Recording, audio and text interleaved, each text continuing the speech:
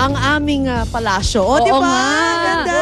Good morning, Arn. At babakasyon ka, Arn? Mamaya pa alis namin eh. Oh, yeah. Naku, pag ikaw nabasa ka ng baka Ay, di naman ako magpapalatualya ka, magsabi. ha? Ako, sige. Uy, good morning po muli sa inyo natin. Babalik po ko sa inyo. Siyempre, ito po ang huling hinid namin bago tayo magbakasyon. Kaya siyempre, dapat alamin na natin ang... Ang lagay ng trapiko, 5:54 na kasi ngayon. Kaya mabuti alamin natin kung kamusta na yung mga papunta sa mga bus terminal, lalong-lalo na yung mga ganyan. Wake At syempre, yan po ang report sa atin ni Love Anuvera Lovelia. Gising na Hi, kayo. love. Good morning. Wake up. Wake up. Wala pa wake si up. Love. Magandang umaga din po sa ating mga kapuso. Happy morning sa inyo. Magiging happy ba ang inyong pagbiyahe ngayong umaga? Ba, tingnan na ho natin.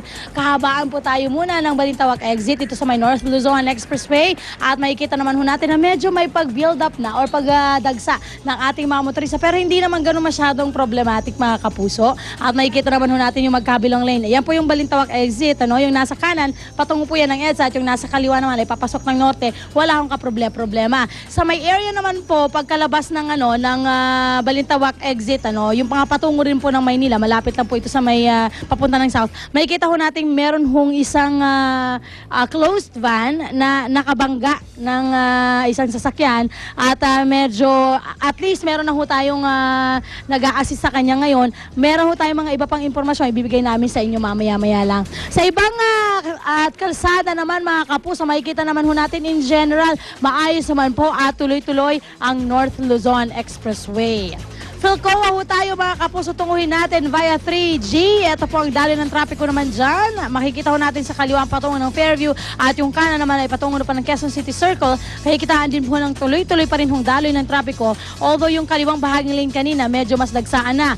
Kahabaan naman ho ng EDSA Kamuning Flyover ang isusunod natin. Makikita ho natin ngayon na magkabilang lane. Walang problema.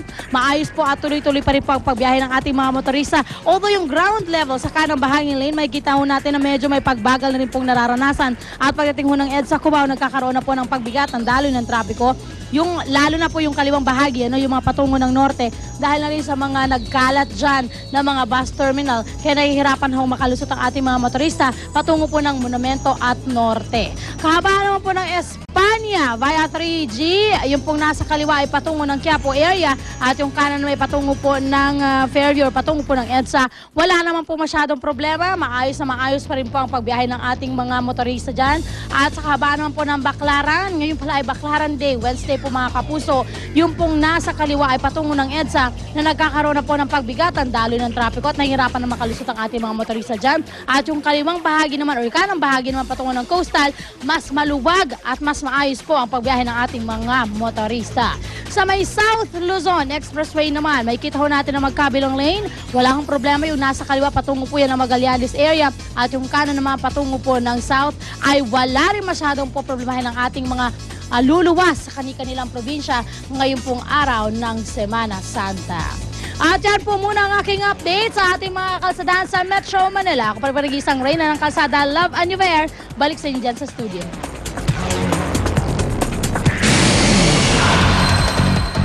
Ang mga unang balita sa umagang ito. Inaasahang pagbuhos sa mga pier, paliparan at bus terminal ng mga pasahero uwi ng probinsya ngayong Miyerkules Santo. Sisilipin live. Mga tip para maging ligtas ang bahay ngayong Holy Week break. Itidetalye live ng PNP. Dr. Eric Tayag, makakapanayam live tungkol sa posibleng masamang epekto sa kalusugan ng sobrang pagpepenitensya. Mga bangko tiniyak na sapat ang cash ng kanilang mga ATM ngayong long weekend. Mahigit 20 bangkay ng sanggol natagpuan sa isang ilog sa China.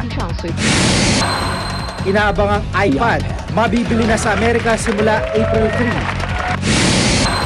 3. At Queen of Pop Madonna nakipag-team up sa anak para sa kanyang latest fashion collection. Huwag pa huling tutok na sa unang balita. Magandang umaga, narito na ang mga unang balita.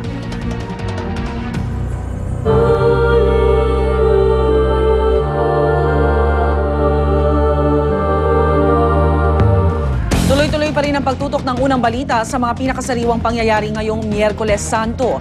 Mga babiyahing probinsya nagsimula na pong dumagsa sa airport.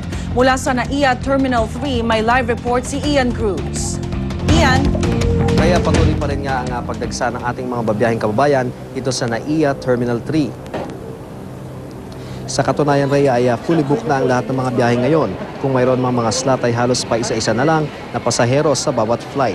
Sa pagtatanong ng GMA News sa mga airline company, regular flights ang kanilang ipinatutupad ngayon. Sapat naman daw kasi ang mga biyahe kaya hindi na nagdagdag ng mga flight. Marami ang magbabakasyon sa kanilang mga probinsya para doon nagunitain ang Semana Santa. Yung iba naman, mga ipinagmamalaking tourist destination sa bansa ang kanilang pupuntahan. Todo higpit din ang seguridad na ipinatutupad ng mga gwardya ng Terminal 3 at ng Aviation Security Group ng PNP.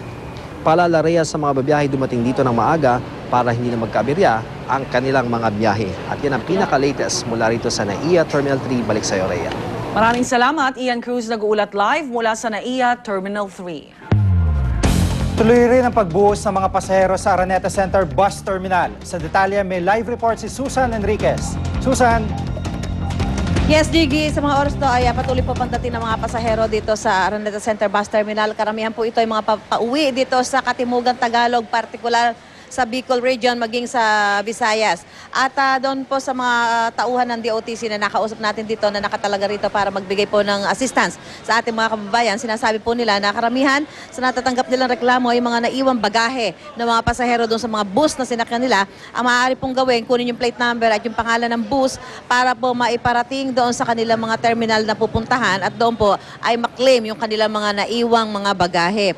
Wala naman doon po silang natatanggap na reklamo sa pamasahe, wala naman doon mga nagrereklamo na nagtataas dahil sabi nga nila, sapat naman yung kulang na yung number ng bus, kaya kung medyo nalalakayan sila sa pamasahe, pwede naman silang humanap ng iba pang bus para makabawas-bawas nga sa kanilang mga gastusin. Dito po sa atin yung assistance center ng DOTC, meron pong libreng tawag, libreng text, at libreng blood pressure. Bagamat yung mga medical team ng DOTC ay inaantabayan ng dumating hanggang mamayang alas 8 ng umaga. So yan po yung mga libreng serbisyo na ipinagkakaloob po ng DOTC. Dito po may mga nakapaskil din na numero ng LTO at maging nitong kanilang mga law enforcement department para po maging mabilis ang pag-aksyon doon sa mga magkakaroon ng reklamo sa mga sinasakyan nilang bus. Halimbawa po nagkakaroon ng mga overspeeding, maaari po ninyong i-text sa kanila para mabigyan ng kaukulang aksyon. Yan ang mga pinakahuling update mula rito sa Araneta Center Bus Terminal. Balik sa Jiggy. Maraming salamat, Susan Enriquez, live mula sa Quezon City.